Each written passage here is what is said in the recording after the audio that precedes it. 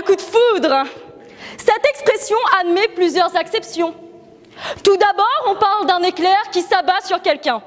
Mais pour ce cas-là, nous laisserons le plaisir à nos amis de l'UFR de sciences de nous dire s'il est mortel ou non. Je m'intéresserai, moi, à sa définition beaucoup plus bucolique. Vous savez, vous rencontrez quelqu'un, vous la voyez, et là, vous ne voyez qu'elle. Et vous arrivez même jusqu'à tomber de votre chaise.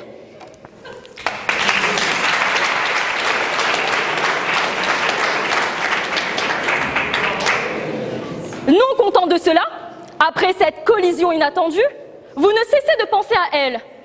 La maladie s'installe. Vous n'arrivez plus à vous concentrer. Vous devenez étourdi au point même d'oublier vos culottes dans l'amphi. Et j'ajouterai, même Monsieur Barubello ne vous fait plus d'effet. Et Dieu sait que, voilà quoi. Et au final, vous ressemblez à un déchet qui sort du mahé. Mais bon, cela reste tout de même une sensation magique, unique, que l'on rencontre rarement, qu'on le ressent rarement. Quoique, Néna 2, 3, les pas loin gagnent un crise d'épilepsie tellement on a de coups de foudre de journée, hein. Et mademoiselle, un mot de tout, elle ne mange plus brette pendant un mois. Mais bon, pour le commun des mortels, il s'agit tout de même d'une sensation magique, unique. Le coup de foudre est éphémère, il est instantané. Et il peut aboutir à diverses choses. Dans le meilleur des cas, il aboutit à l'amour. Oh l'amour, quelle sensation magique, n'est-ce pas? Quoi de mieux que de se réveiller tous les matins auprès de la personne que vous aimez? Les filles, vous connaissez sans doute le plaisir de retrouver le rouleau de papier de toilette vide, la lunette des toilettes levée, ou encore la délicate odeur des flatulences sous la couverture. Mais bon, messieurs, on le reconnaîtra, vous n'êtes pas en reste. Le mensonge forcé, par exemple. Oui, ma chérie, tu n'as pas grossi. Alors que le cafrine, il marche plus, il roule. Ou encore les crises de jalousie incessantes, lorsque d'un air innocent, vous ne faisiez qu'admirer le dur travail des fessiers de jeunes femmes sur Instagram.